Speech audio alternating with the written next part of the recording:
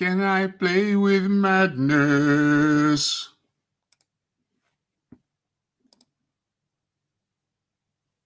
What's in that juice? Ginseng, energy, guara, and green tea. We need to explain how your boy is the king of the heavyweights. Because he was the last person to walk in the ring with a heavyweight championship belt, the WBC. OMG. OMG. And I asked myself, can I play with madness?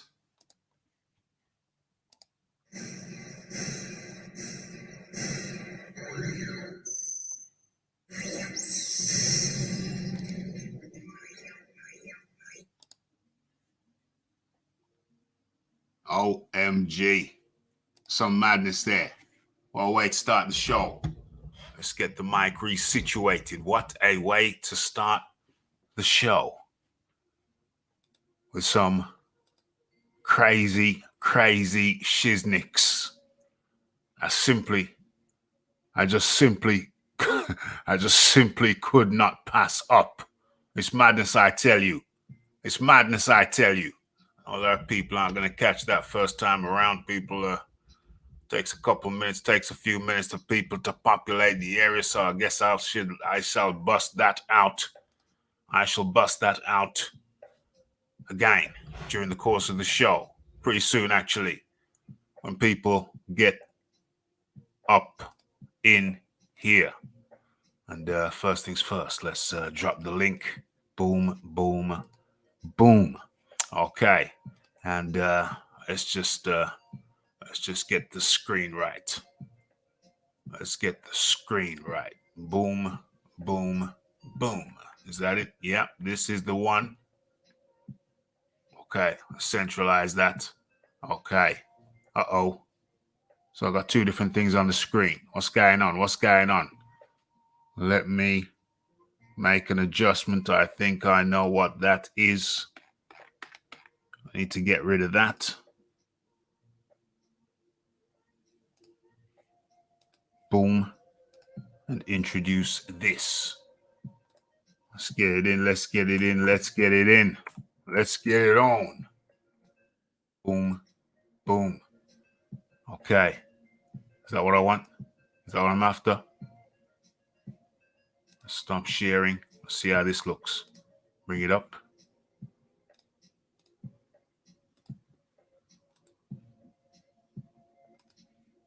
Okay, there it is. Okay, we are live and we are nice. Let's have a look who's in here.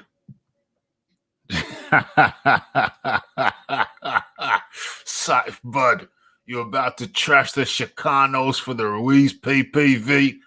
Hey, who says anything about trashing anything? Can't we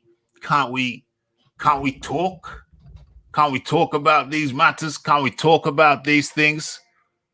Philip Carl Roberts says, yes, we can. We absolutely can.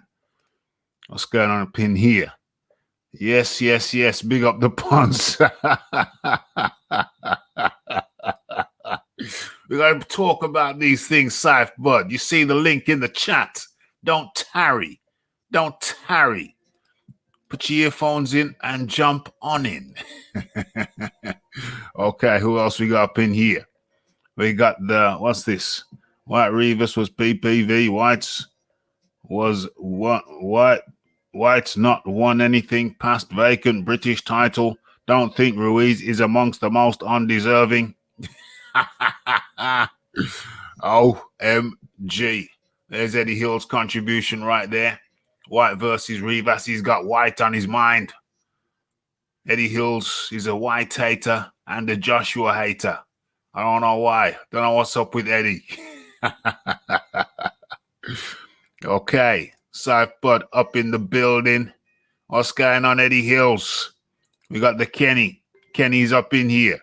We got the Big Boys Boxing. It was a little technical hitch. Just gave it a tap with a spanner. Boom. Writer's reign.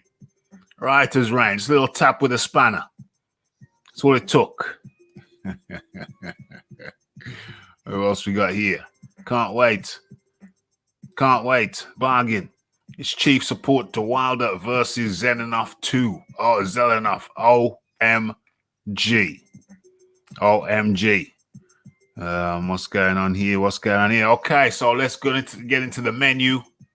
Let's have a look at the menu.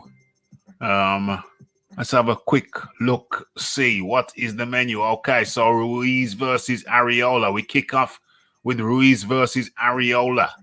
And then what's that there? What's that there? And then we got some news about Josh Taylor versus Jose Ramirez. Okay. Oh, damn. Nice response. Nice rebuttal there from the Philip Khan Roberts. White has won the WBC Silver, the WBC Interim, and the WBO International title. All higher than British levels. 100%, 100%. Okay. I don't think, do I delay or do I get straight into it? I think people, Josh beats them all. Josh beats them all. Hands, one hand tied behind his back. Trinkets. Eddie Hill says he's open to offers of trinkets. So if you got any trinkets for Eddie Hills, please get in contact with him. Okay. Hope it goes well with the trinkets, Eddie. Okay. No problem. Oh, okay. How are we going to start this? Well, let's start this by getting in the appropriate window, shall we? Oh, by the way, for everybody, you are welcome to the Raphael Dawkins, the Combat Radio. That's the name of the channel and the name of the show, Boxing Talk with Rafi. Okay, so where do I begin? Where do I begin? This is an impromptu one, unscheduled, unlisted. You know, the Rafi had a little bit of time, and I thought, you know what? Why don't we do something? Why don't we do something? Unscheduled, unlisted. You know, the Rafi had a little bit of time. Okay. You know what? That was an impromptu sound check, but a very welcome one. Very welcome one indeed. Okay, so we are live and we have sound and a vision. And where do we begin? I think I know where we begin. I think I know where we're going to start this shiznix off. I think I know exactly where we begin. Okay, so let's bring that up. Let's bring that up. Bring it up, John. There we go. Let's put it on the screen. Boom, boom, boom. Okay, I haven't rung my bell yet. Andy Ruiz Jr. returns to the ring. That's what reminded me. The ring. Okay, let's have a look. Andy Ruiz Jr. returns to the ring after 16 months out with peculiar PPV clash. Okay, damn. There we see the girth of Ruiz. There we see the girth of Ruiz. Damn, it's not inconsiderable. Not inconsiderable. Okay, right. So, Andy Ruiz Jr. is finally set to return to the ring after 16 months away when he takes on fellow Californian heavyweight Chris Arreola in a pay-per-view bout scheduled for April the 24th. Where are we now? Beginning of March. Oh, like about what? 7 weeks? 7 weeks. 7 weeks from now. Okay. Ruiz is the first person of Mexican descent to win the world heavyweight title. And he last fought in December 2019. December 2019. So what's that? It's going to be damn near a year and a half. 16 months, as they say. When he lost his rematch with Anthony Joshua in Saudi Arabia, Dariyah. Okay. And what's this here? British heavyweight 6 months earlier. Yeah, fine. Pandemic, right.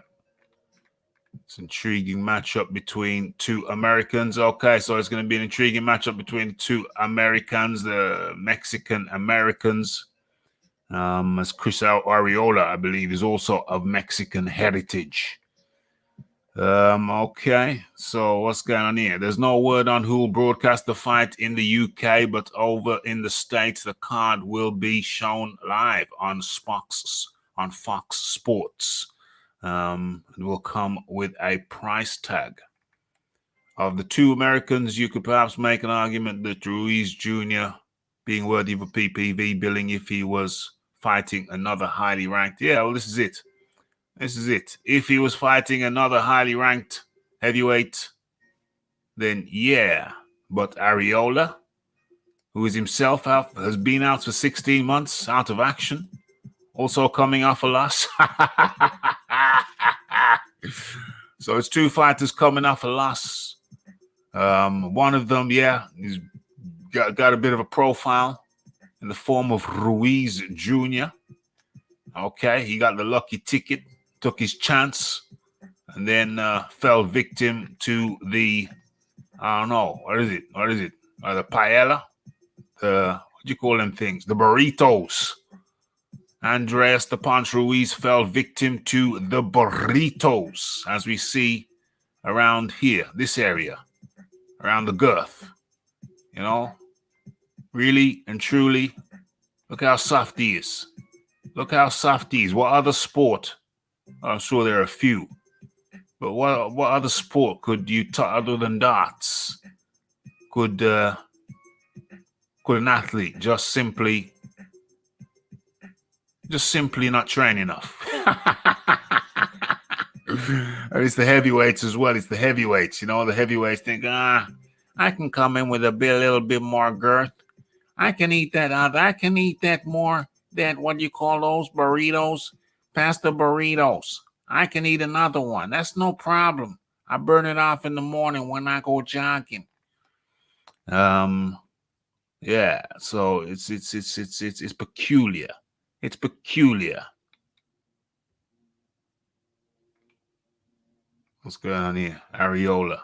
He's going to be 40 years old. Arreola will be 40 years of age by the time the fight happens, and more than 2 years removed from his last professional victory.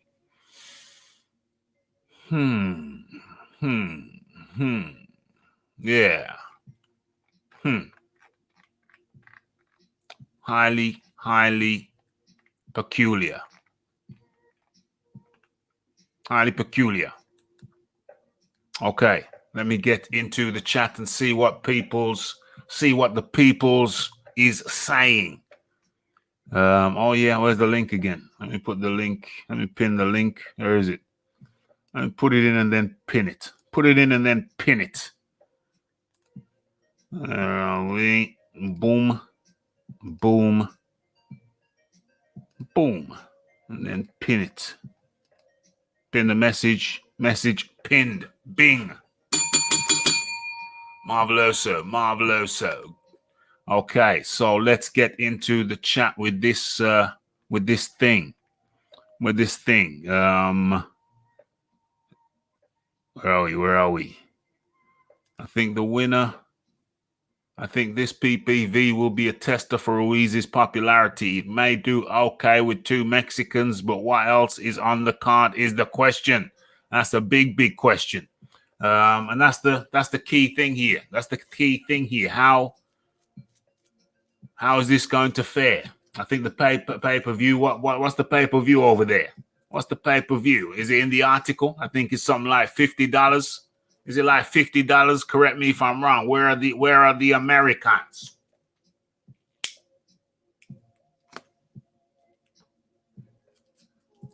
Where are my Americans? We're Americans. How much is this Fox pay-per-view? I think I saw it at $49.99. I think I saw it somewhere at $49.99. You're paying $50 to see Andreas the Punch Ruiz? Really? Interesting. Very, very interesting. Will the winner of this fight the winner of Wilder Martin? Well, it seems like Wilder has declined the Martin fight. Seems like Wilder has declined the Martin fight. Apparently it wasn't enough. Seems like he declined it for the same reason that Fury declined the Ajit Kabayal fight. Wasn't enough money in it for him. Both mistakes. I think Wilder should be, dusting off his mitts, dusting off his mittens, but yet he's sitting idly. Well, I don't suppose he's sitting idly. I suppose he's getting some training in, but I think both of them guys made mistakes. Arreola PPV, not on this planet. Not on this planet. Look, Ruiz still felled AJ 4 times. Eddie Hills, the resident, Dillian White, and Anthony Joshua hater. Still felled him 4 times. Yeah, I tell you what, he felled more burritos, didn't he? How many Doritos did he fell? Yeah? How many Doritos fell down his throat, his esophagus, making its way down into his stomach area? How many Doritos? Come on, tell me that. You're the maths man. You're the maths man, Eddie.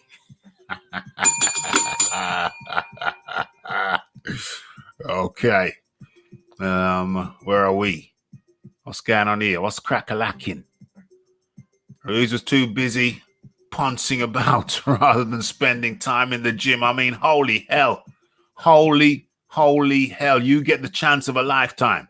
You get the chance of a lifetime to because, I mean, Ruiz was hovering around. He just bought himself out of his top rank contract, gone over to the PBC.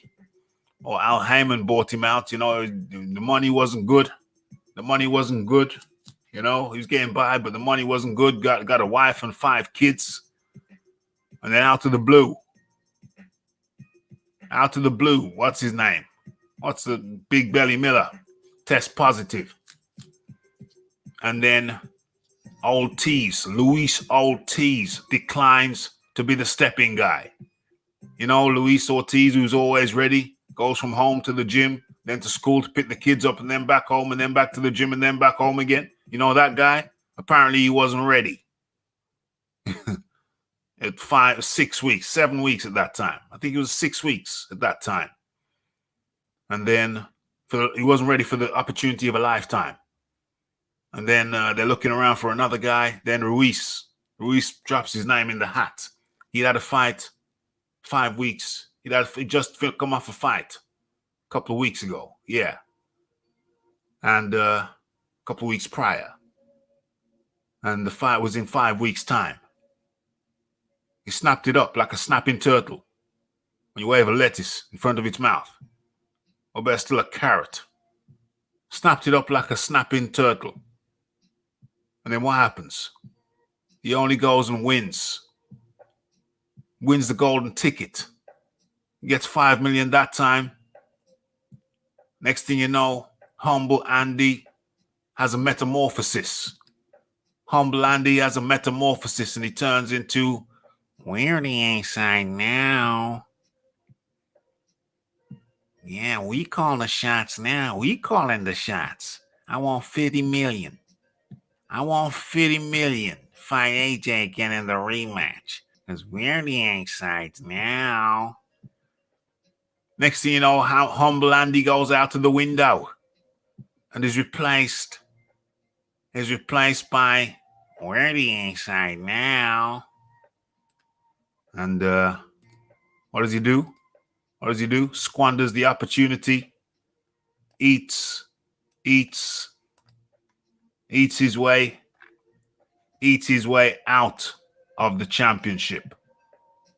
OMG. Is that too big? That's even too big. Can't even fit on the screen. Dude can't even fit on the screen. That'll do.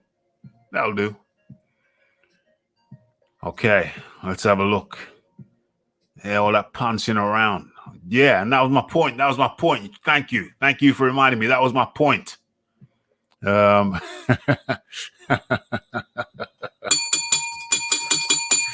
for my tardiness, Mr. Speaker. Tough time on the tram from Shropshire. Okay, and Kong up in the building. Yeah, And you mean you couldn't knuckle down for 6 months? Yeah, you're gonna party for like the first month. Yeah, you're gonna party, get your party on, get your groove on, get all of that on. But you're telling me you couldn't knuckle down for the remaining 5 months? You couldn't knuckle down for 5 months? And instead of getting 1 king's ransom, you got 2 king's ransom, fine. But then if you knuckle down for the second fight, who knows? Who knows what could happen? Theoretically, you could have beat AJ twice. And now you're set for life if you don't squander the money. I think your dad's keeping an eye on you. You built some houses. Okay, fine. That's good. But you're good for life. But what about your kids? Are your kids good for life? Your kids might be good for life. What about your grandkids? Yeah? You could have been looking at generational wealth. Generational wealth. Now you got the 5 milli plus the 9 milli. They bumped you up a little bit. No, they bumped you up to 12, didn't they? They bumped you up to 12. So that's what, 17 milli. 17 milli, cut that in half for the tax man. And what's that now? That's what? That's like what, 8 plus 8, 16. So it's 8.5 milli. So you're left with 8.5 milli. And then your trainers, your training expenses, even though you didn't do much training for the second one, but whatever. You got 8.5 milli. Shave off 3 milli off that. Shave off 3 milli off that. So you walk away with around 5 milli. 7 milli. 5 to 7 milli. You better handle that money well. Handle that money well. 7 milli. If we're optimistic, you walk away with 7 milli. Because you flopped the show. You flopped the show second time around. OMG. What if you'd have just knuckled down? I guess we'll never know. But now you're with Eddie Reynoso, being called one of the trainers of the year. One of the trainers of the year. And you're with him. And I can see, I don't think he's going to tolerate your tardiness. I don't think he's going to tolerate your burrito addiction. So I actually see good things coming from the Ponce in the next year or so. As long as he's with Reynoso. As long as the Ponce is with Reynoso, I think he could turn it around. Time will tell.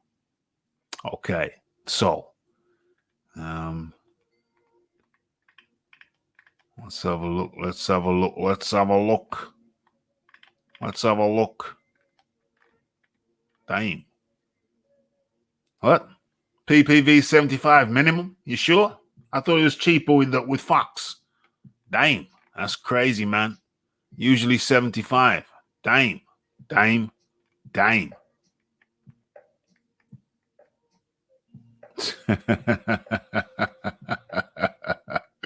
You said the man's name 3 times now. I don't think we mentioned that man's name yet. I don't think we've mentioned his name yet. Actually, Fannin mentioned him right at the beginning, but you guys have probably missed that. I'll bring that up again. We'll actually make a little bit of a topic out of that one. A little bit of a subject. Okay.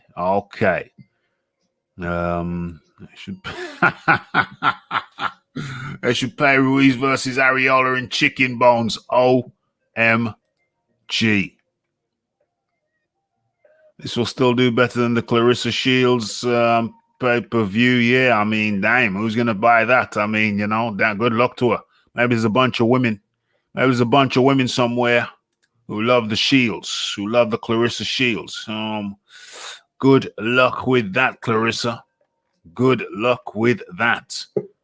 Okay, let's see what's crack-a-lacking. We have a guest in the building, and it is none other than the Big Boys Boxing. Big Boys Boxing. How do you do? I'm good, thanks, Ref. new mic today, so I hope it sounds okay. You sound like a bloody Dalek. Okay, I'll come back then. I'll get my other headset. Okay, mate. Okay. And in comes none other than the Iron Kong. The Iron Kong. How do you do? Begging you your pardon, Mr. Speaker. A tough time on the tram, as I said. From Shropshire. Damn. Disruption on the tram. Disruption on the tram. The only time I've ever been on a tram was when I was in Amsterdam. Only time I've ever been on a tram in Amsterdam. Fine, I'm a lorry then. Whatever comes from Shropshire to wherever you are, Rafi. The bus. It's the bus. The bus. It's the bus. Okay. It's the bus. The double-decker buses. Double-decker buses. Sorry, my bad. Yeah. No problem. Oh, okay, so Iron Kong, now you're here. Let's get your opinion on this PPV. This Ruiz versus Arreola PPV. They're talking about $75. $75.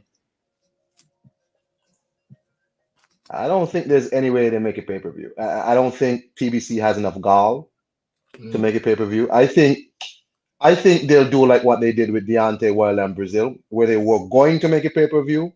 Yeah. And then when they realized that people were just not having it, they switched it back to free TV. Yeah. I mean, really, man. You can't charge nobody. You can't have enough gall to charge nobody $75 for this fight. PBC should eat this. I mean, I guess Andy wants a big deal because a big money deal because I guess he thinks he's Anthony Joshua now. So he demands big money even though he had one big win. Yeah. Then has he fought since? Yeah, he fought. Hold on. No, he hasn't. Who has he fought? He hasn't fought He ain't anybody. fought nobody since. He ain't fought nobody. And no, I guess he wants a big deal, but it's like, bro, you need to eat whatever the cost is for this. And then, so you can have Andy Ruiz bust up Chris Arreola live on TV. And maybe you can sell the next one as a super fight with Deontay Wilder, but you can't have enough gall to sell this for pay-per-view. I don't think so. Impossible. I thought I read somewhere where there was a lower price.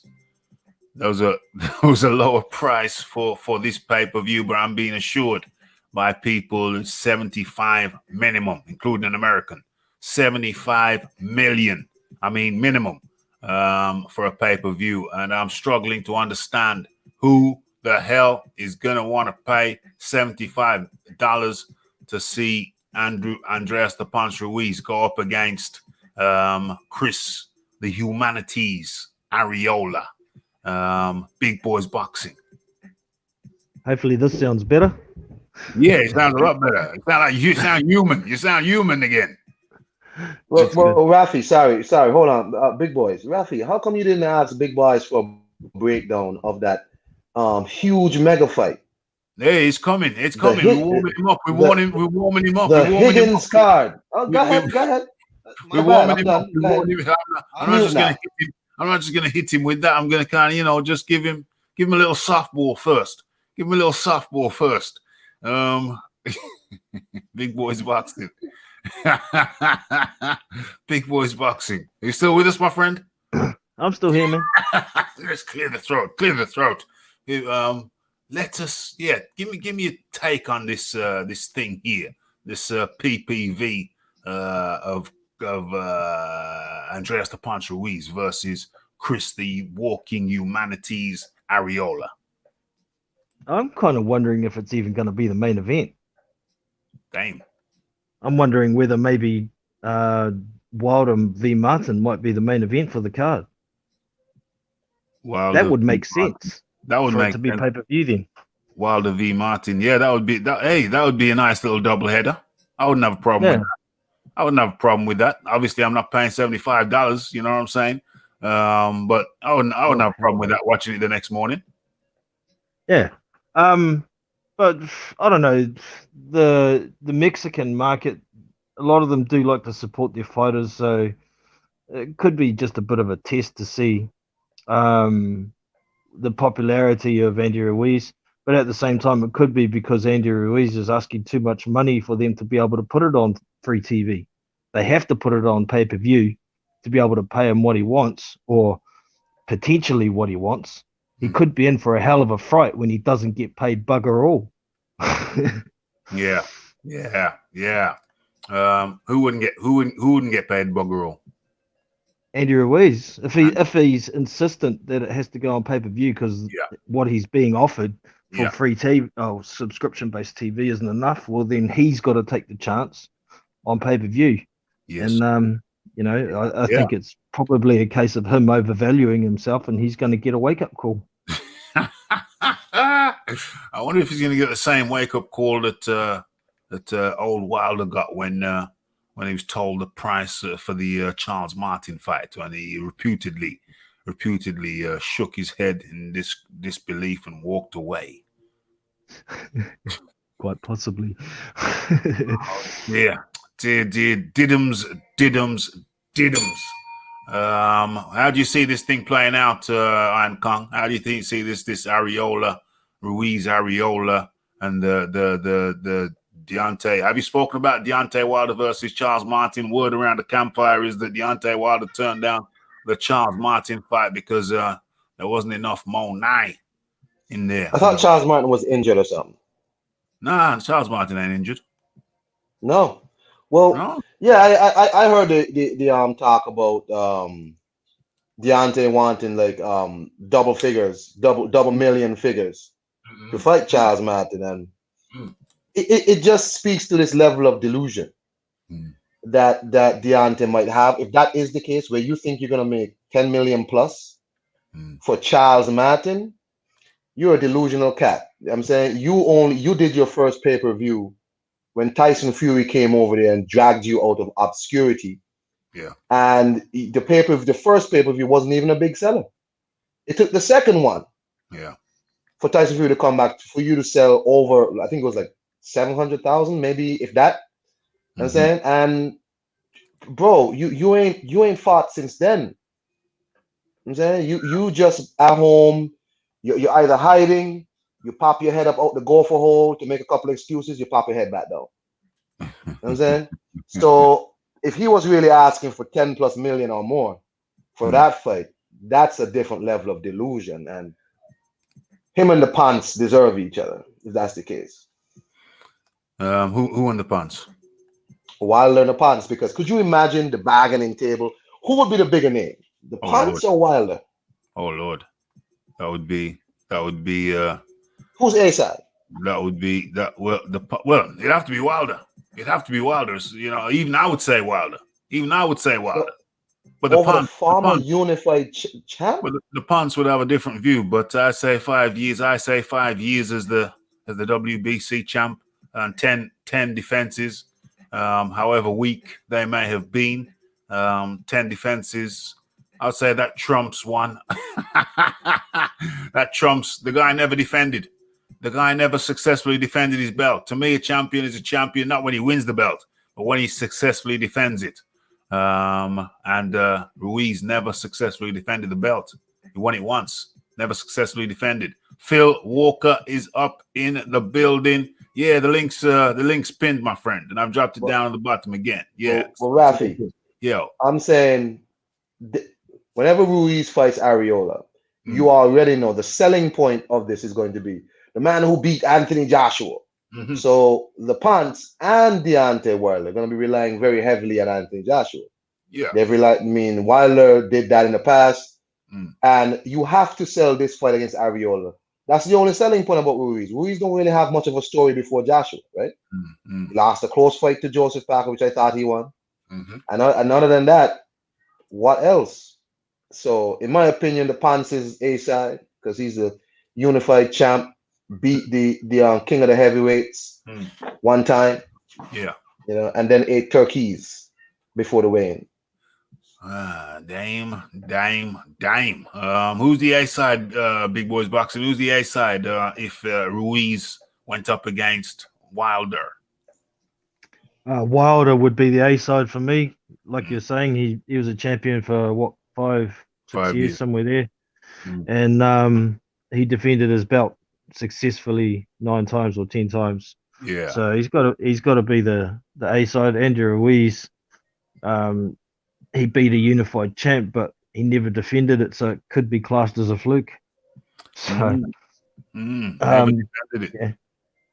Well, But Tyson Fury never defended a belt. So no, he hasn't. But he's fought decent opponents, hasn't he? Whereas who's Wilder fought? Ortiz. Who's Ruiz fought? Parker. That's it. Yeah. Yeah. Yeah. beat the hell out of Joshua though. He sure did. On that day, he did. Yeah. Yeah. On that day, he did. Took the golden ticket. He got a golden opportunity. Took the golden ticket. Hit the lotto. And then flopped. Hit the lotto and then flopped. Yep. Couldn't hold it together for 5 months. Could have partied for a month and then held it together for 5 months. Even pay somebody. I would pay somebody to get me out of bed. And get me running in the morning. Pay a running partner. They've got to come, turn up at your house, knock your door. You've got to be ready for them. Pay somebody. Pay somebody to come poke you with a stick. Yeah. Just pay them. Hit you over the back with a stick if they needs be. Just pay somebody. Pay somebody. I think we may see a little bit more of a refreshed Ruiz because the camp he's in now, he's not the top dog. If he doesn't do what he's told, he'll get his ass kicked out of there. So, I think we're going to see a better version of Andy Ruiz. Well, I'm fingers crossed anyway, because I do like the dude when he's committed, a bit more committed to the sport. He's an entertaining fighter to watch. Yes, he is. And even though Arreola is well past his best, he still comes to fight as well. So I think it's still going to be an entertaining fight. Yeah, an entertaining fight, but the caliber, I really question the caliber. I question the caliber of Arreola, Iron Kong. I question the caliber. I mean, if you're supposed to be a world beater, how do you drop down to an Arreola? How the hell do you drop down to an Arreola? Even after a loss, Joshua lost, and who was his next opponent? Andy Ruiz, the number one. These guys getting easy these days. Kong. These guys getting easy these days. I agree. I don't know why they insisted on Arreola. I know PBC, like Eddie Hearn, is trying to follow suit, is trying to pander heavily to the Mexican crowd. But I'm not sure where they found Chris Arreola. Did they find him somewhere on a construction site? I don't know where they found Chris Arreola. Chris Arreola, I said on a stream earlier, in movies, you have these things called, when you shoot somebody in a movie, like the red liquid explodes, like a blood bomb or whatever they call it. Yeah. Chris Arreola is a walking blood bomb. He looks good on TV getting abused. As soon as you punch him, his nose splatters. He just looks good getting abused. So Ruiz is going to look really good beating up Chris Arreola. Chris Arreola is the guy you get when you want to put over the guy who you like Kawanaki. He mauled. I mean, he beat Chris Arreola badly, right? Yeah. And then he looks good being abused. So it's gonna look good on TV for Ruiz beating up Chris Arreola. But Arreola gotta really check himself because they're using him as fodder. Yeah. And he still has a life to live, man. Well, he's happy being used. I can't imagine he's gonna be 40 by the time of the fight. I don't know. There's no intrigue in there for me. There's plenty of people that Ruiz could have fought in the top 20. I mean, where's Ruiz ranked? Is he even ranked in the top 20? I'm not going to look. There's plenty of people, but then maybe there's people protecting their O's. Maybe it's not so easy getting somebody to fight Ruiz with his position and who he wants to fight. Did he want an easy fight? Is that the question? Did he want an easy fight, Big Boys Boxing, before we move on? What do you reckon? I think so, yeah.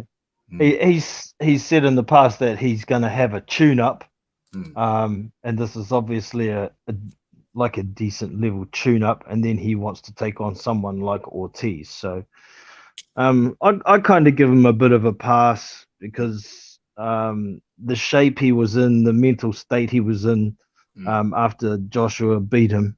Yeah. He needed some major changes to happen. I think he's on the right track, but whether it's going to come off or not is another story. We always have questions about his motivation when it comes to the sport. Yeah. So, yeah, we're going to find out April 24th. Anthony Joshua must be sitting down in his living room with his I don't know, with his hot cocoa, his mug and his slippers, and he must be watching this right now. And he's saying to himself, how the hell do I have to fight top 10 guy after top 10 guy, time after time after time after time? When do I get my soft touch? When do I get when he's not a champion? Say that again. When he's not he's not a champion and he doesn't have champions obligations. Okay, but then he's looking at Tyson Fury. Then he starts looking over at Tyson Fury, and then he said, "But hold on a second. Isn't this cat supposed to be the lineal?" I'm trying to be slick here. Jaffy's trying to be slick. I'm trying to be slick. I don't know how slick. I don't know how well it's going to work, but I'm trying my best. He's looking over it. He's looking over it and still trying to be slick, trying to get the damn right picture up while I'm talking. He's looking over at Tyson Fury, and he's saying, "Well, isn't Tyson Fury some type of champ? Isn't he some type of champ? But isn't he fighting guys like Schwartz, Valine, guys that are barely ranked overall, guys that are barely ranked overall? And why am I fighting this caliber?" And everybody else is fighting lower caliber. You know? Lineal doesn't have responsibilities. Lineal does not have mandatory responsibilities. Fight Doctor, I hope you're listening to this. Lineal does not have mandatory responsibilities. So maybe that's the best. Maybe that's the best belt to have, the lineal belt. Maybe do what you want. Do what you want. Do what you want belt. Get the lineal belt. Iron Kong. Get the lineal. Best belt to have, man. I don't know if Tyson Fury's lineal belt is more of a duck belt than a franchise belt, but it's close. You understand me?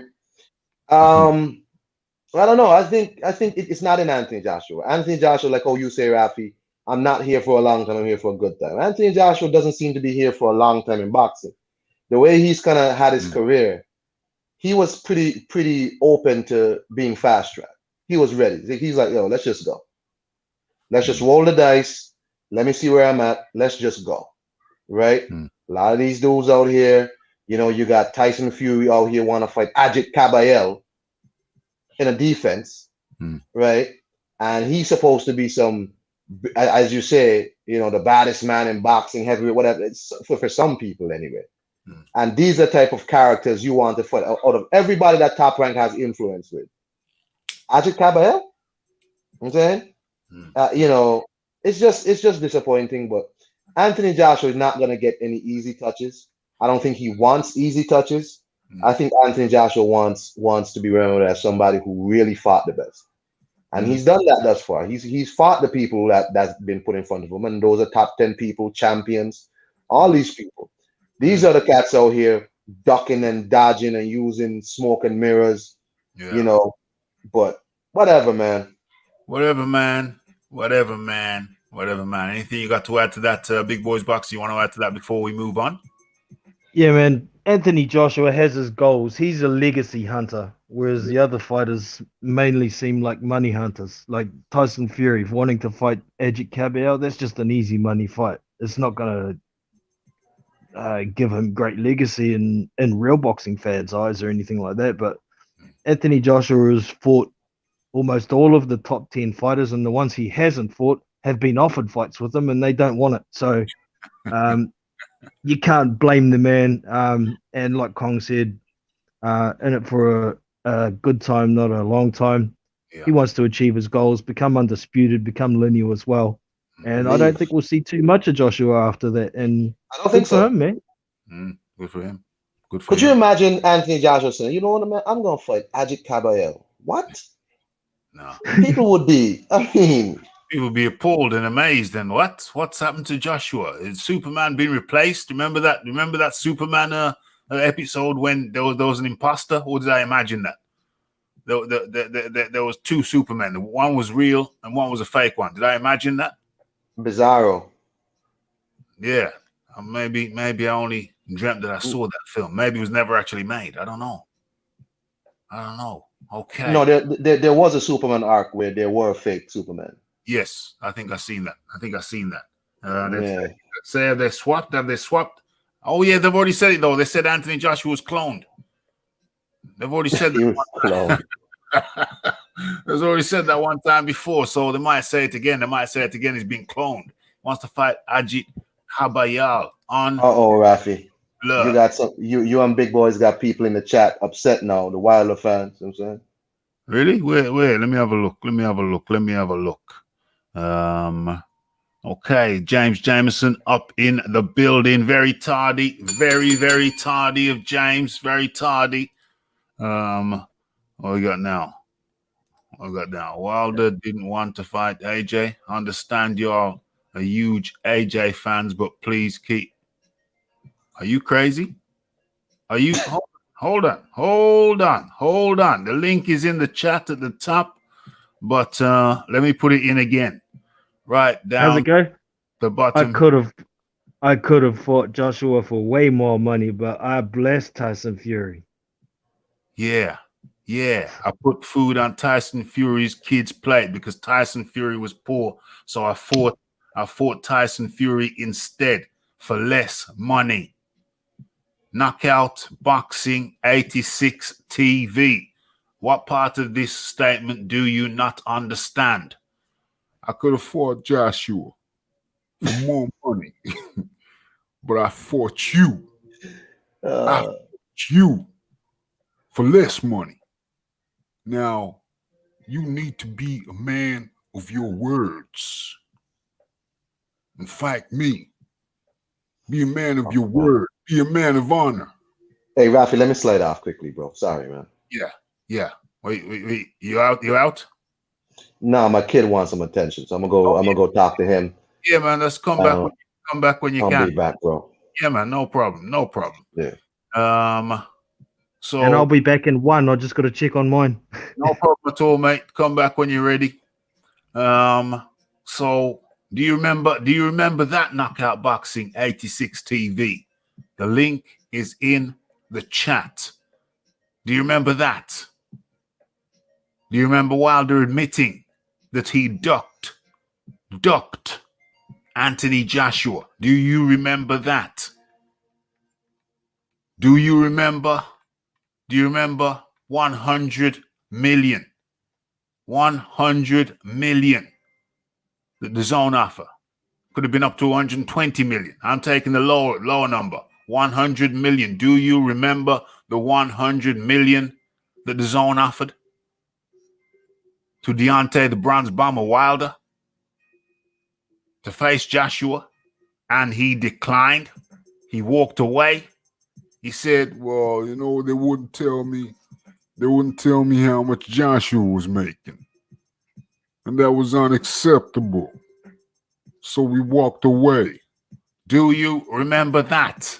Knockout Boxing 86 TV. Link is in the chat. Boom, boom, boom. And in comes Big Texas. Phil Walker.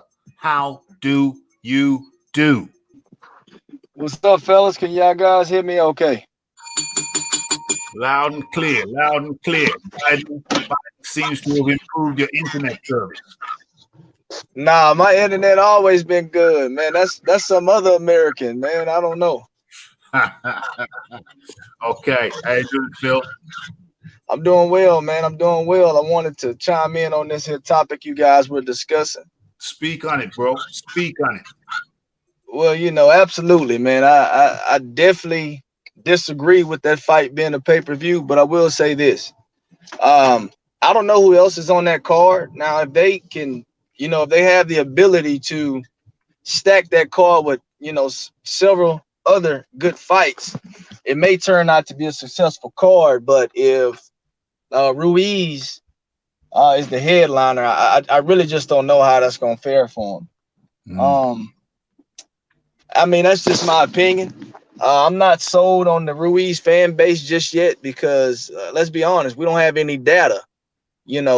Only data we really have on Ruiz is the fact that he fought against Anthony Joshua twice, and I mean, it's no secret that Joshua is one of the best and most known fighters in the world. So I mean, that's just kind of one of those things where I think right now it would, to me, it just wouldn't be wise to do a crapshoot and try to do a pay-per-view not knowing if Andy Ruiz can bring that kind of attention to his fight, especially against such low level opposition.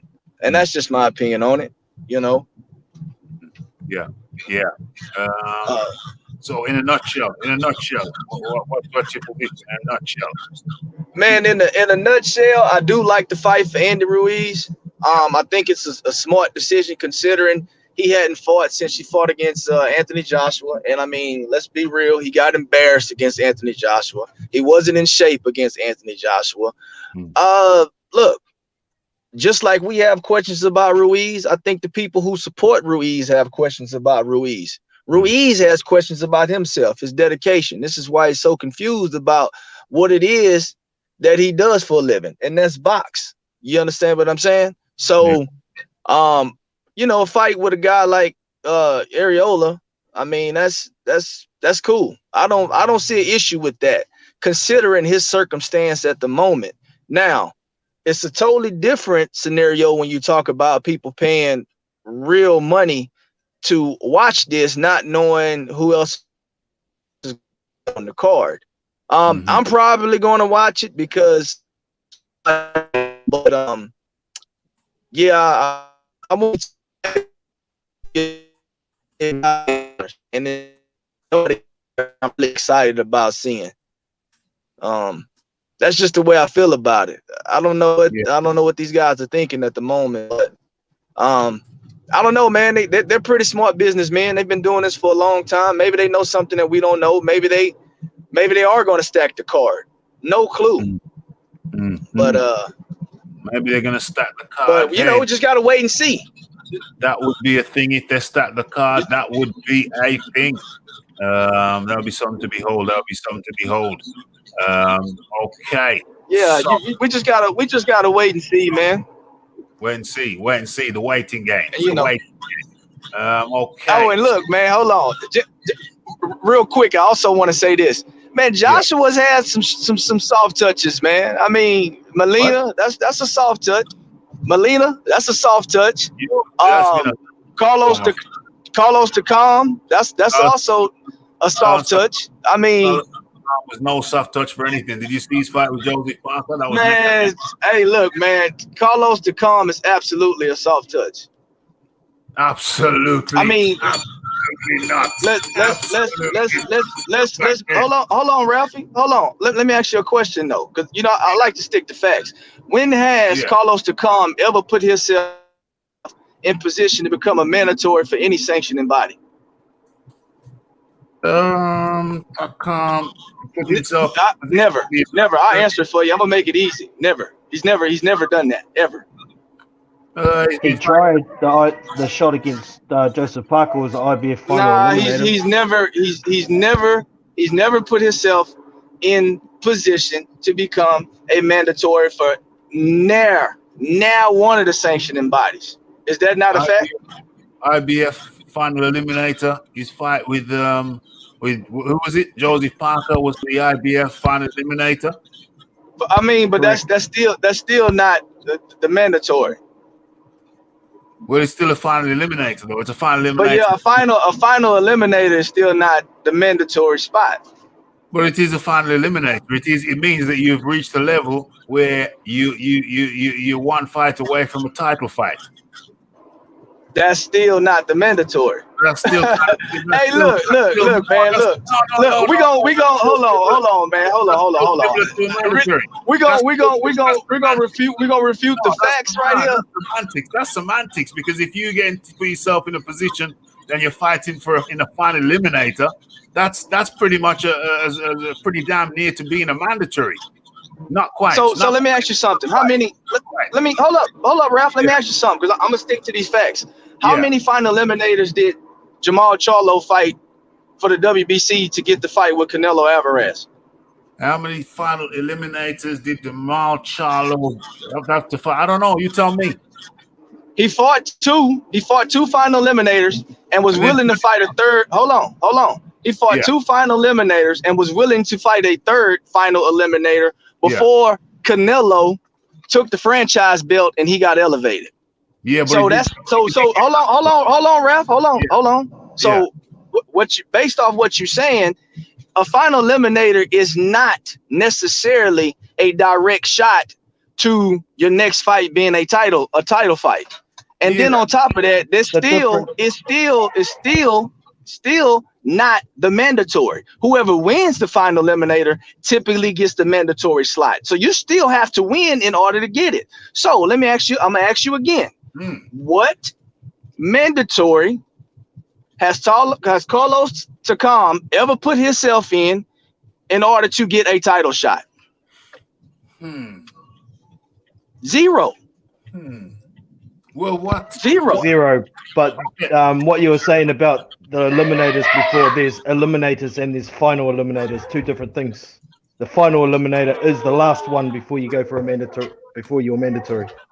But regardless of that point you just made, I don't know how true it is, whether it is or it isn't true, does not hold any sway on the fact that Carlos Takam has never been a mandatory for any sanctioning body, right or wrong. Well, he was the mandatory when he fought Joshua. Oh my God! No, he wasn't. No, he was not the mandatory for Joshua. Well, why did he get the fight then? The IBF ordered it. Hold up. Carlos Takam. Kubrat Pulev dropped out. Thank you. There we go. Oh, Carlos Takam was elevated to the position to replace Kubrat Pulev. Now the question is, was he made mandatory in that process? No, he was not made the mandatory in that process. Carlos Takam was either second or third ranked in whatever sanctioning body he was a part of when he took that fight with Anthony Joshua. Okay, let me just have a little search on this. Was Carlos Takam mandatory when he fought Joshua? Let's have a look. Takam accepted the bout. And it counts as Takam. Everybody mute your mics, please, when you're not talking, please. There's a lot of background noise. Thank you. Okay, so let me show this. Let me bring this up on the screen. Okay, uno momento. Oh, not that button. Let's share this. Boom. Okay, let me make this bigger because I don't know if you can see it well. Okay, so now it should be good. Okay, so let's highlight this. Let's highlight that. Hopefully you should see this. Okay, so Takam accepted the bout. It will count as Joshua's IBF mandatory defense when the injured Pulev, while the injured Pulev will lose his position. Phil Walker. Yes, so it counting as his mandatory defense does not mean that Carlos Takam was the mandatory for that fight. All that is saying right there is that, hey, you know what? You can fight Carlos Takam and you don't have to come back and fight the mandatory after you fight Carlos Takam. So basically what that sanctioning body did was say, hey, you know what? We understand that you were trying to fulfill your mandatory. You had a late replacement. He is a part of our sanctioning body. So we will allow you to count that as your mandatory fight with our sanctioning body. so you don't have to revisit that at a later date. Yeah. So that's what that means. So Carlos Takam. So hold on. You asked me a question. So Carlos Takam himself was not the mandatory. He was not mandated by that sanctioning body to fight against Anthony Joshua. That is what a mandatory. And for one, you have to file for. You have to first and foremost, you have to file to become the mandatory. He didn't do that. The next thing you have to do is it has to be approved, and then it has to be mandated by that sanctioning body. None of those steps never happened with Carlos Takam. Mm-hmm. Right. So he did stand in. He was a stand-in for the mandatory, though. He was a stand-in. He was a stand-in for the mandatory defense. Okay. He was not the mandatory. Okay. So he was a stand-in for the mandatory defense. Okay, fine. Right. So what is the significance of your insistence that a fighter is only a fighter is only worthy of fighting for the championship if they reach the mandatory position? Is that what you're saying? No, this is what I'm saying right here. At the end of the day, when you talk about Joshua has never had any soft touches, I mean, I can argue to say Charles Martin was a soft touch. I mean, although he was a champion, I look at him just like, hold up 1 second. I look at him just like I look at Bermain Stavern. They're not very good champions. I don't care if you had a belt. Just because you had a belt doesn't make you a great fighter. That just makes you great at that particular time against whoever you beat for the belt, whether the belt was dropped or however it was stripped, however the situation may be. I think Charles Martin was a light touched. I think Arreola, I think Molina was absolutely a light touch. And I think Carlos Takam was also a light touch. I do think Takam is more competitive than Charles Martin and Molina, but I do still think he's a soft touch. Takam ain't no soft touch for nobody. Certainly not back in what was the date of that fight? Let me have a look, scrolling down. 2017. Well, look. My point in bringing up him bringing up the mandatory spot, whether I think he's a soft touch, whether you don't think he's a soft touch, at the end of the day, this man has been a professional for 10 plus years and he's never been in the mandatory spot. So the people who decide if he is a great boxer or not, or he is worthy of getting a title shot, does not think he's very good, or at least good enough to get a title shot. That's all I'm saying. Our opinions are our opinions, but boxing is going to prove the facts are the facts. He's not very good at which time. I think he's very good. Big boys boxing. No. I'm not saying he's not good. They didn't think he was good enough to get a title shot. Those are the facts, because he's never gotten one outside of the fact that Eddie Hearn and Anthony Joshua gifted him one. Good enough to get a title shot. They didn't think he was good enough to. Okay, well, before I go to big boys boxing, before I go sanctioning bodies did. Before I go to big boys boxing, well then by that measure that you're using, Phil. No, it's not the measure I'm using. It's the measure the sanctioning bodies are using. Can I finish, Phil? Can I finish what I'm saying? It's the measure the sanctioning bodies are using. It's not me. Oh, okay. So that by that measure, then from what you're saying, that Dominic Breezel was more worthy of a WBC shot than Dillian White. That's what you're saying. Mm-hmm. That's what you're saying. Well, this is what I'm saying right here. I am saying that Dominic Breezel, whatever may be so, put himself in a position to be the mandatory for the WBC. Whatever the WBC decided is on them. Okay, is on them. And the next thing is about this Dillian White and this mandatory thing. Look, man, did Dillian White? He was what, the number one? He was in the number one slot, right? He was the number one contender, right? Yeah. For the WBC. Yeah. Okay, so he's the number one contender for the WBC. Now, again, everybody knows that you have to file in order to become the mandatory, and then has to be approved by the sanctioning body. Did Dillian White ever file to become the mandatory for the WBC, or did he feel as though the WBC should have mandated it themselves? That's my question. That's not the point. Your No, I'm argument. asking though. No, that's not the point. Your argument is that if a fighter, My argument is about Anthony Joshua, not Dominic Brazil or Dillian White. no, it applies. It applies. No, your argument is about Takam. Your argument is that Takam was never made mandatory, therefore he was never good enough to be fighting for the championship. Okay, so if we apply that logic now to Breezel and White, we apply that logic, the WBC. Phil, could you? I'm getting feedback. Could you just mute yourself? Yeah, thanks. Yeah, that's better. Right. So if we apply that logic to Breezel and White, we see that the WBC mandated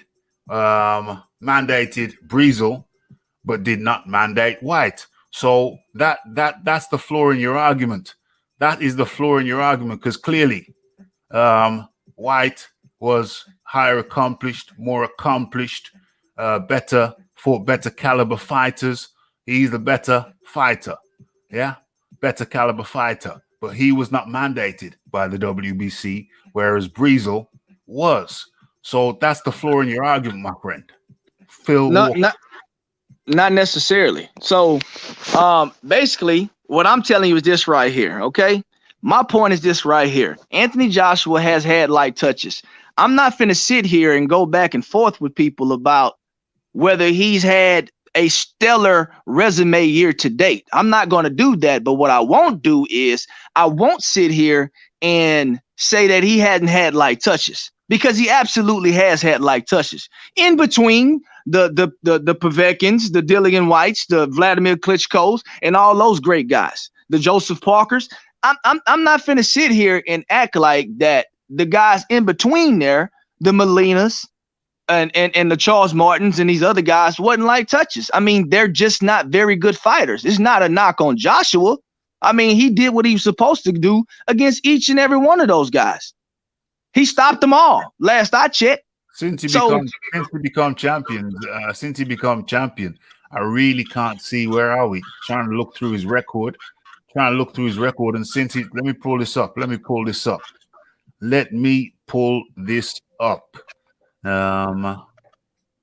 Okay, let me share this on a momento. Boom. Hold on. Boom. Where are you? There you are. Okay, so there is Anthony Joshua. Let's take a look. Let's do an forensic examination of this shizzle. Let me get everything nice and tidy right up here, and let us proceed. Okay, Anthony Joshua, 24 fights, 22 KOs. 1 loss, 1 TKO. KOs, 88% ratio, rating 5-star. Okay, age, what is he, 30 now? Or is he 31? Okay, getting up there. It's getting up there now. Okay, so let's have a look at his opponents. Kubrat Pulev, high ranking, highly experienced Olympian, just highly experienced. Big amateur record as well. Then there was Andy Ruiz, Andreas the Ponce Jr. He won that fight in the rear, 12 rounds unanimous.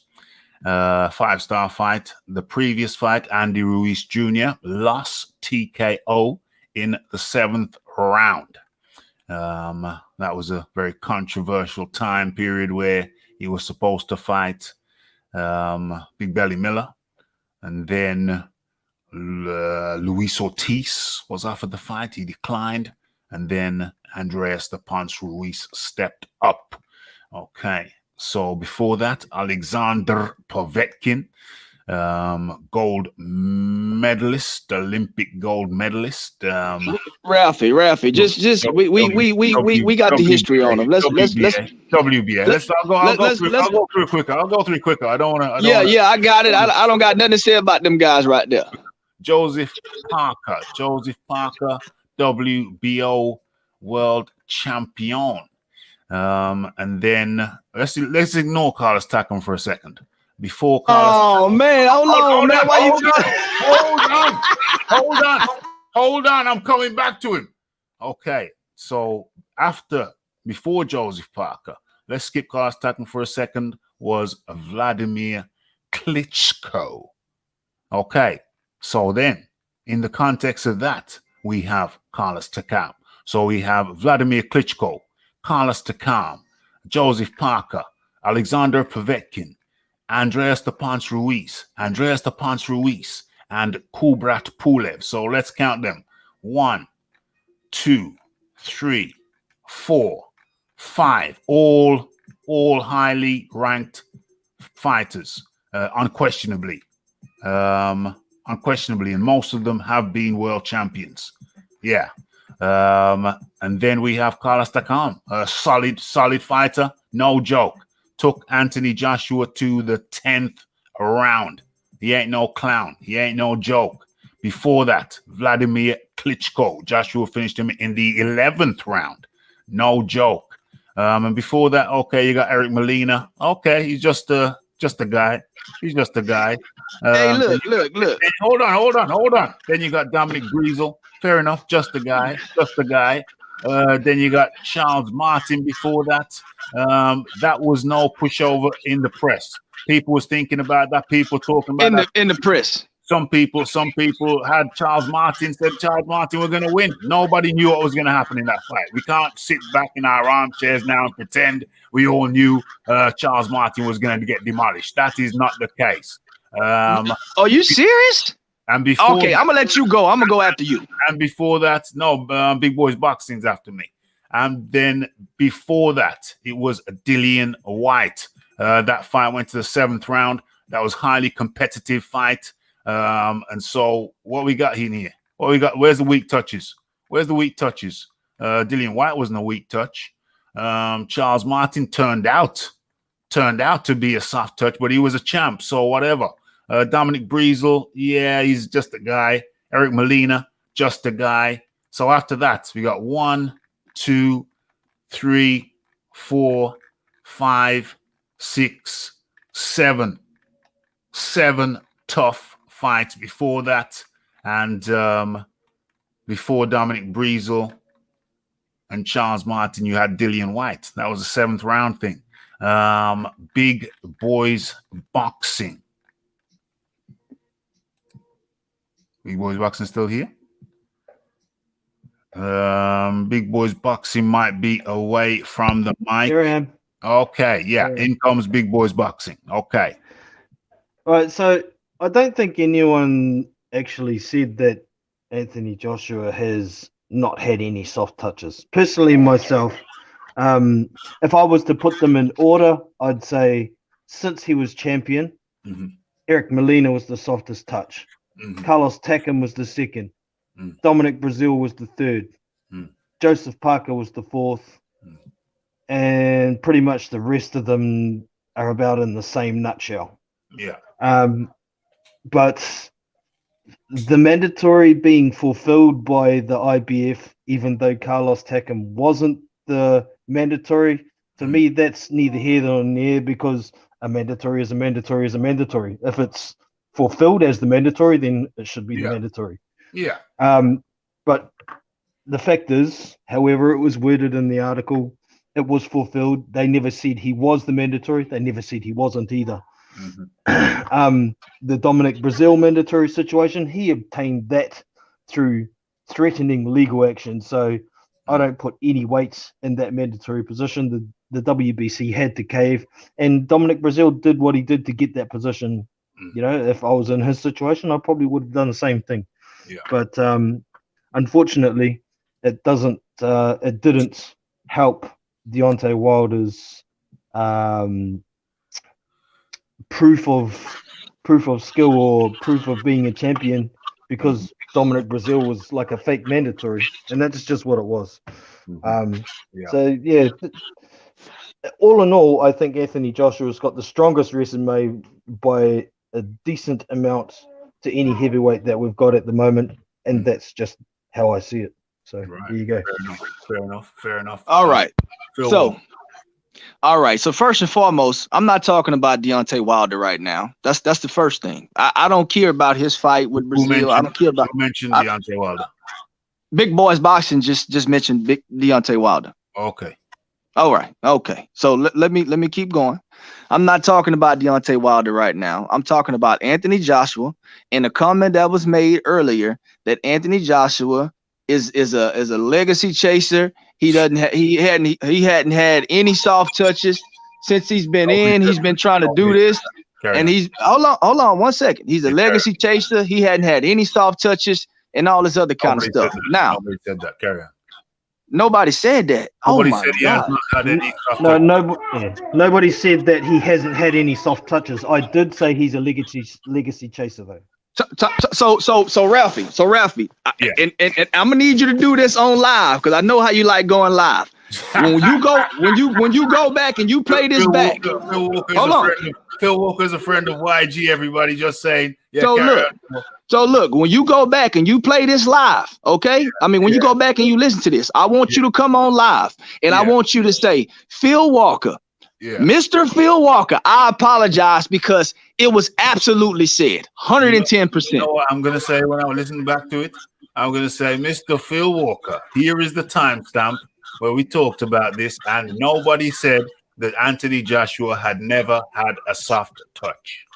Okay, so I just so let me ask you this right here. So I just pulled that out my rear end for no reason, right? No, nobody said it. I just snatched those. Hold on. I just snatched those specific words. Out my backside. Just because I just felt like doing it on this beautiful Tuesday. What was said is a beautiful Tuesday. What was said was that Anthony Joshua doesn't get soft. I think I said Anthony Joshua is the one not getting soft touches. I never said Anthony Joshua has never had a soft touch in his life. Really, man? See, look. Hold on. Also, you have to get things in context as well. We were talking in the context of champions. Someone said, well, you don't get soft. I said Anthony Joshua doesn't get soft touches. Someone said, well, that's because he's a champion. And then I said, but you can get, so if you're a champion, you don't get soft touches. And then I brought in, I remember it distinctly, Tyson Fury. I brought Tyson Fury into it. And then we talked about, if you're a lineal champion, if you're a lineal belt holder, then that's different. Then you do get soft touches. So that was what I said, and that was the context in which I said it. Over to you, Phil Walker.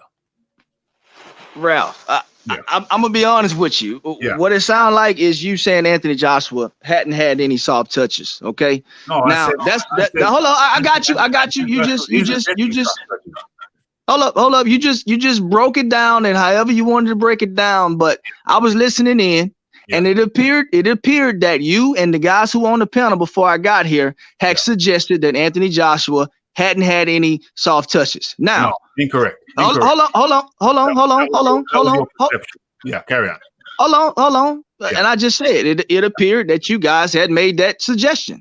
Right. I mean, you can sit here. Hold on 1 second. Let me finish. You can sit here and you can try to twist it however you want to. That's fine. It's your channel. It ain't twisted. It ain't twisting. It's just the facts. It's on but the fact is this right here. Yeah. I'm gonna tell you what the fact is. The fact is, I'm gonna ask you a question. Has Anthony Joshua had soft touches? Has Anthony Joshua had soft touches since he's been a heavyweight?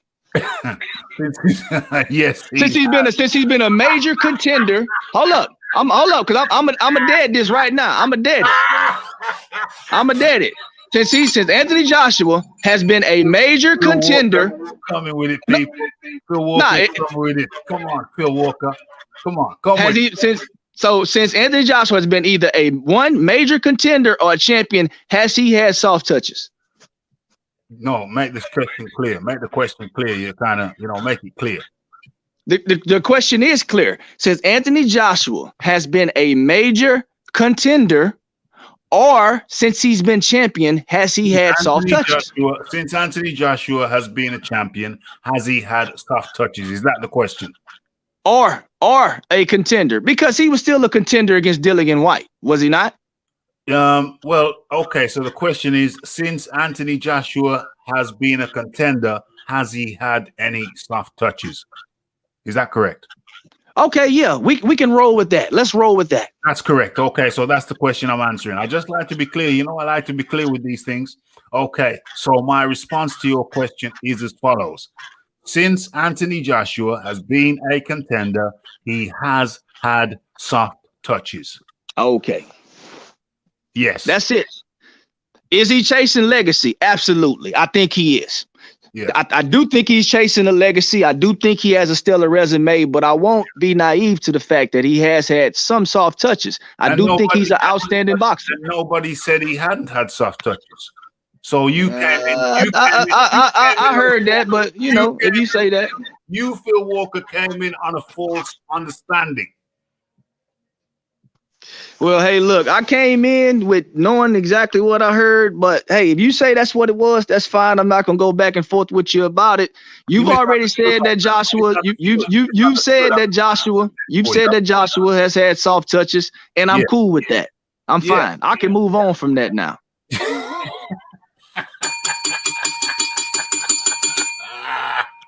OMG. I hope you're enjoying the content.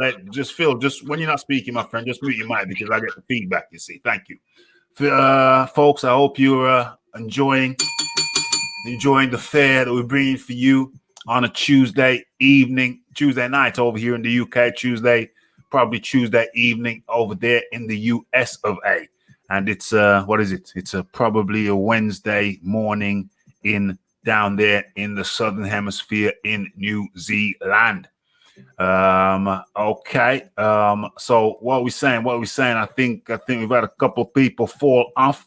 The link is still there. I just dropped it back in there. Okay. So where are we now? So we agreed, Phil, that becoming mandatory is not some stamp of approval. It don't mean because you become a mandatory, another guy didn't, you're better than the guy who didn't become mandatory. We agree. We finally agreed on that, didn't we, Phil Walker? Yeah. Well, yeah. No, this is my deal right here. I absolutely think that it's a lot of politics in becoming mandatory, getting the mandatory position. You know, I think it's a lot of moving pieces behind the scenes that allow people to get the mandatory slot. And we all know certain promoters have certain relationships with sanctioning bodies, right? So we're not naive to that. But my point was this right here, because we don't really have an actual gauge to say, okay, well, Carlos Takam is a X, Y, and Z fighter.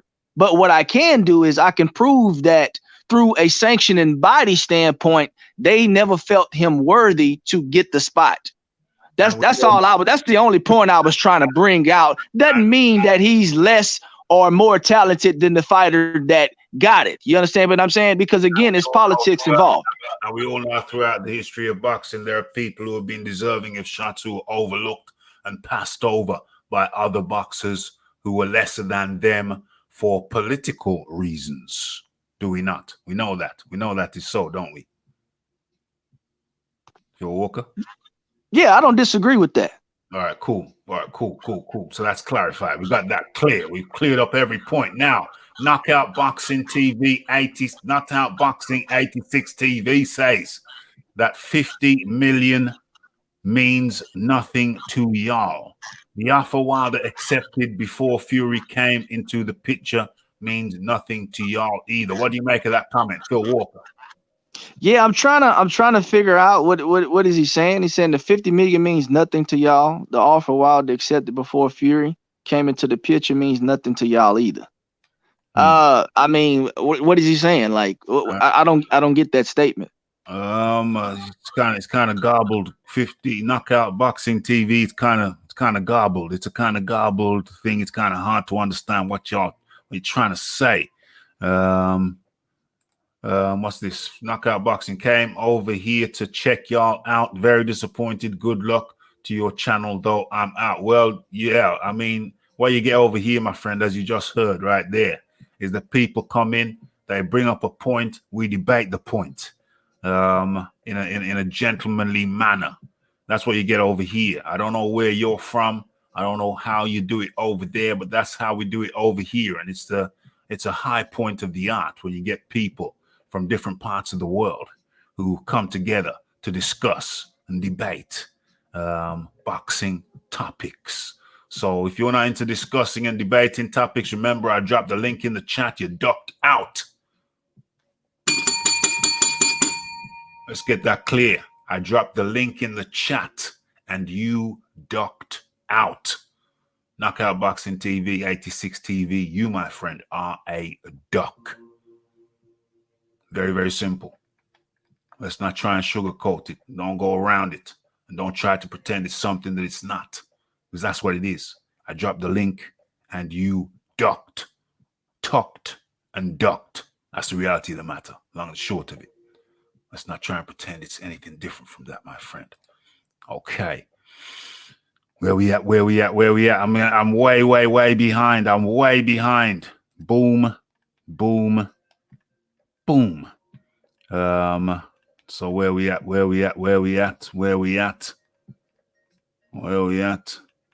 Who cares if he was a mandatory or not? He's a tough fighter and shows up and gives everything he has. He ain't no soft touch. We're talking about Carlos Takam. Takam busted AJ's nose. Yes, he did. He most certainly did. Well, there are 2 mandatories in 5 years. What the flying? Yeah. What you know about that?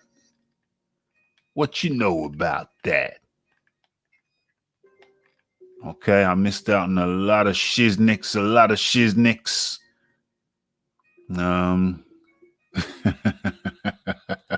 Klitschko wasn't a big. OMG. The good fight doctor has been on the high-powered shrooms. I think you let those brew too long. The fight doctor. Damn. I love how Wilder fans claim his loss to Fury makes his resume better than AJ's. All of AJ wins. Yeah. OMG. Crazy shiznicks. Took his titles back. Yeah. Won it. Took his titles back. It ain't no joke. It's the real thing. It's a real thing. What else we got? Yeah. Marla says T. White, doctor, the fight doctor. AJ's resume is way more consistent, way more impressive than Wilder's resume. Wilder's resume is a joke. He got gifted a draw against Fury and lost both fights. OMG. Fight doctor, 40 bums. Yeah, 40 bum fights. Stop it. Tone comes in, backtracking slightly, but okay.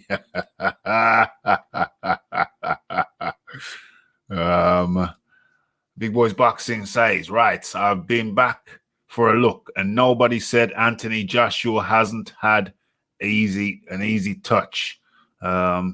Is everybody was saying he's not getting easy touches, and he has faced most of the top 10. I tend to have a pretty good memory for the things that I've said, the words that have left my mouth. I tend to have a pretty good memory with things like that. And there we have confirmation. We got confirmation there, Phil Walker. We got confirmation, my good friend. Okay. So where we at now?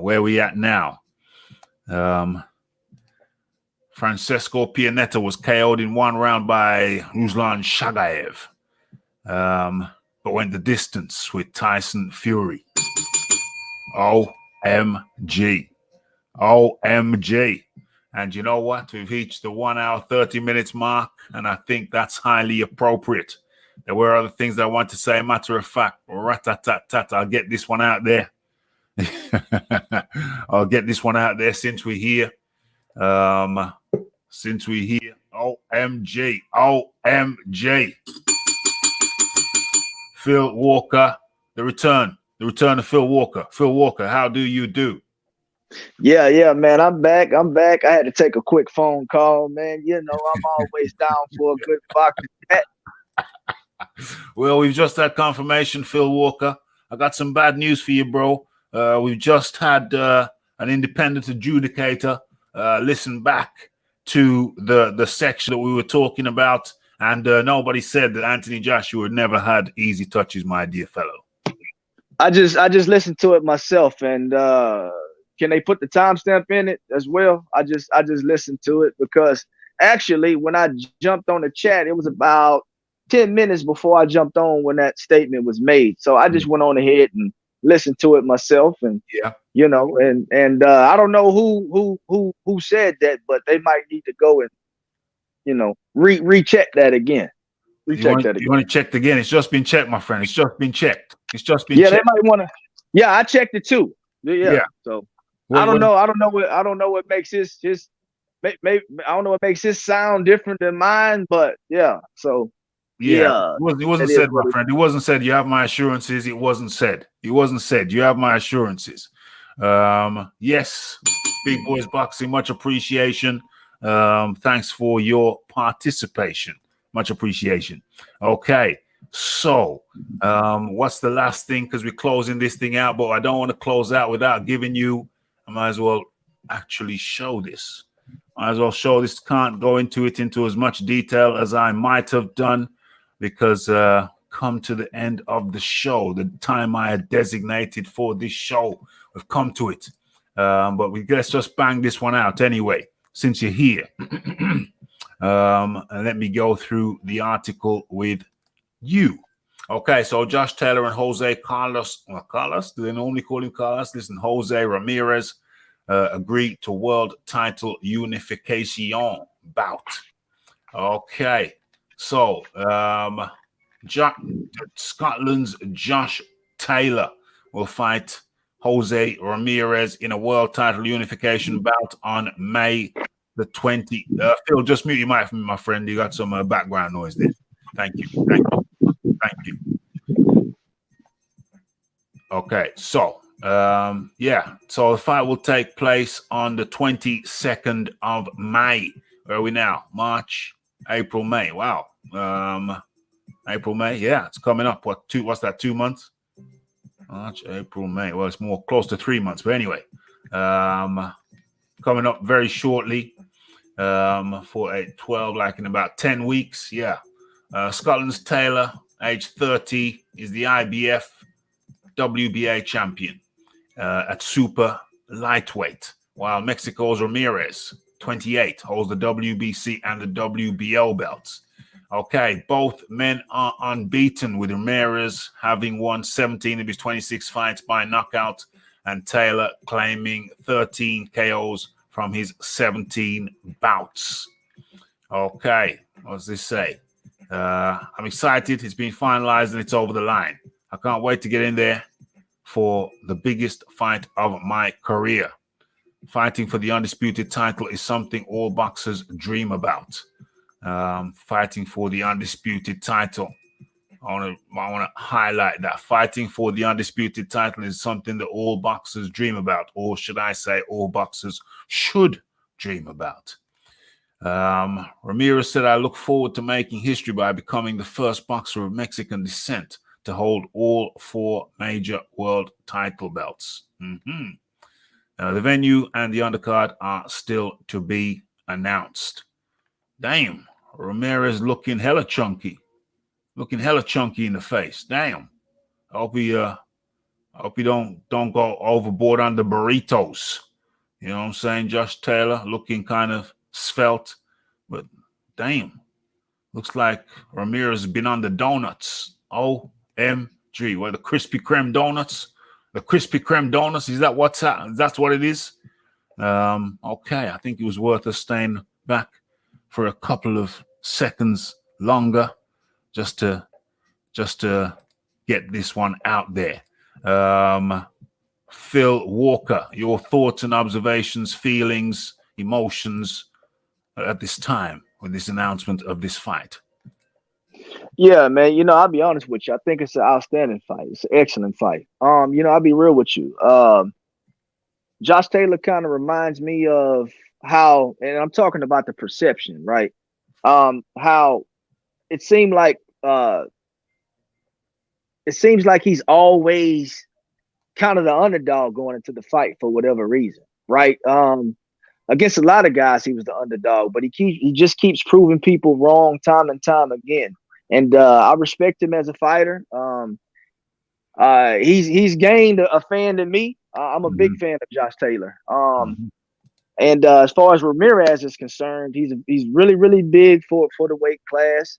I think he's one of those fighters that has came on. Right now, he's on a roll right now. I will say that. Sometimes fighters just get in those zones, and I think Ramirez is one of those fighters right now that's in that zone. I think it's truly a 50-50 fight. I think Josh Taylor is going to have to do some things different in this fight that he hadn't done in the past. He's going to have to start out a lot faster against Ramirez because Ramirez is a fast starter, and typically Josh Taylor heats up right after that third, fourth round, somewhere around that time right there. But man, it's an outstanding fight for the division. It's going to be undisputed. That's what fans, that's what we want. I mean, as far as this division is concerned, you couldn't ask for a better matchup right now, right after a major world disease, the pandemic hit, and these guys are putting it all on the line. So I am excited to see it. And I'm not going to pick who I'm favoriting right now, but I'm going to wait closer to the fight. But well, right now, are you a betting man? Are you a betting man? Absolutely, I'm a betting man. All right. Well, you don't have to wait till close to the fight, my friend. I'm going to tell you right now who's going to win. I'm listening. Okay. I hope everybody get your pen and paper ready. I'm going to tell you now who's going to win, and it is going to be Josh Taylor will be the unified champion. Josh Taylor will emerge the victor. There's no doubt in my mind. I've been watching Josh now, one of my Scottish subscribers. I haven't seen him around in a while. Said, listen, Rafi, this guy here, this Josh Taylor boy, trust me, he's going to be unified champion. And he said it about 2 years ago. And so I started watching him, and he kept on winning and winning and winning. And he's won me over. He's won me over. There is no doubt in my mind. Josh Taylor will go through a war to pick up the remaining belts. So my prediction is, just from watching Josh Taylor over the last couple of years, it's something else. It's something else. His willpower is something else. And we got to give a shout out. We got to give a shout out to the McGuigans, because the McGuigans, in only what? How many fights he had? He's had what? He's had something like 17 fights. 13 KOs. He's won by 13 KOs by 17 fights. 17 fights. And he's fighting for undisputed. That is crazy. That's crazy to me. Crazy to me. So as far as super lightweights are concerned, ladies and gentlemen, you have my blessing to put your money on Josh Taylor. Remember where you heard it here first. Right here, Raphael Dawkins.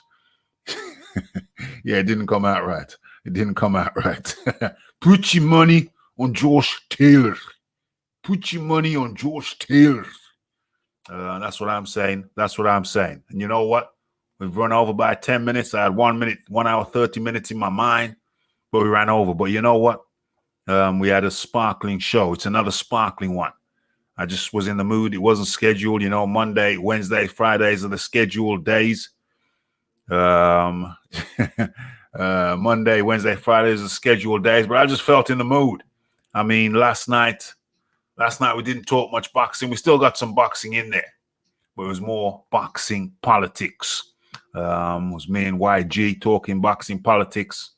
And yeah, so I thought, what I want to talk tonight, we're going to dedicate it to boxing. And that we did to compensate, although we didn't really need to compensate because that video's got a lot of views, a lot of hits, a lot of likes, a lot of people enjoyed us, enjoyed yesterday's show. But I thought today, and I did too, but I thought today we're gonna keep it strictly boxing. But you know, this is the Raphael Dawkins, so anything could happen. And whatever I want to talk about, I talk about. Hey, so long as you, the people, enjoy it, it's all good with me. Phil Walker, good of you to jump on. I haven't seen you around here for a while. Friend of the YG, came to visit us. Good to see him back. You know, it'd be nice if you'd come back more often, Phil Walker. Your final words, please, and thanks for coming by. Well, man, you know, Ralphie, once the pandemic hit, man, you start doing the shows a little early, so that kind of threw off my time in to make the appearances. You know, I used to be a regular on the comedy video. Yeah.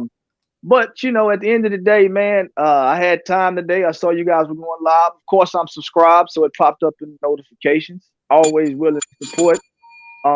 My brother from across the pond. 100%. We don't always agree, but brothers don't always agree, and they don't always have to agree.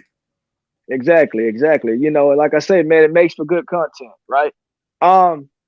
Yeah. So you know, hey, I always willing to come in, speak with everybody on the panel. I enjoy you people that's in the comment section, seeing what they have to say. You know, at the end of the day, it's all, you know, all respect, all love, 100. and it's all boxing coming from me, right? So, 100. Again, man, look, check this out, man. I got some news. I'm dropping my channel this month. Wow. I'll be, you know, letting you guys know what the name is and everything like that, and just be looking out for me. Looking out for me, man. Well, come on around when it drops, and you know, we'll give you a little shout out. Let people know where they can find you. Always a pleasure chopping it up with the Phil Walker. I call him Mr. Big Texas. Big Texas, good to have you. We speak again real soon. Take care, my friend. Peace. And that was Mr. Big Texas, aka Phil Walker. And we had another great show, impromptu show. But I just felt, let me just top off the day. I had a good day. I had my first long bike ride of 2021. Done a little bit, but never had a long one. Haven't had a long one. Didn't particularly intend for a long one. Did some cross-country shiznicks. And I would say about 70% of the muscles in my body, you know, got that little bit of ache. Nice ache. Not a bad ache, a nice ache. But yeah, got that first bike ride in, proper bike ride, proper, you know, kind of cross-country thing. Obstacles and shiznicks. Feels great. I'll be back out on my bike tomorrow. In case people are wondering, how come you're not at work, Rafi? Well, listen, I'm on the lockdown over here in my job. We're on a lockdown. So, but you know, just doing some private jobs on the side, by the interwebs primarily. But yeah, it's been a very, very good day. I thought I'd top it off with a show, late night show. Well, not that late, but it's late over here now. Fresh air is good for you out there with the people, 100%. I can't wait till tomorrow. We're going to do it again tomorrow. Things look like they're going to be opening up back up in April, sometime in April. Where we now with beginning of March. I got another month of kind of semi-lockdown over here in the UK before things start opening up again in April. So yeah, I'm going to take the last 4 weeks to, you know, get the activity levels back up to normal. Gonna be out there more. May even get a few. The sun's been coming out over here in the UK the last few days, so it might even be able. I might even be able to get a few games of tennis in if the sun keeps coming out like it has. It's like, I don't know where spring officially starts, but the weather is kind of getting kind of springy. Okay, impromptu one. Thanks to everybody for dropping by. Thanks for everybody who smashed the like button. Please remember to smash the like button. Hit the subscribe button if you have not done so. Hit the bell icon if you have not done so, so you may stay notified of notifications. And for sure, if you want to go the extra mile, hit that share button. If you want to go a mile further than that, follow me on Twitter. Thanks to everyone who came in. Thanks to everyone who jumped in on the panel. The Iron Kong, the Big Boys Boxing, the Phil Walker, aka Big Texas. Yeah, and that's all from me. That's an impromptu one. It's the Raphael Dawkins. It's the Combat Radio. It's the like. It's the subscribe. It's the comments. It's the shares. And it is the hitting that bell icon to stay updated with news and notifications. Don't forget about the live show. Don't forget to follow me on Twitter. It's the Raphael Dawkins. It's the Combat Radio. And we are out. Blessed.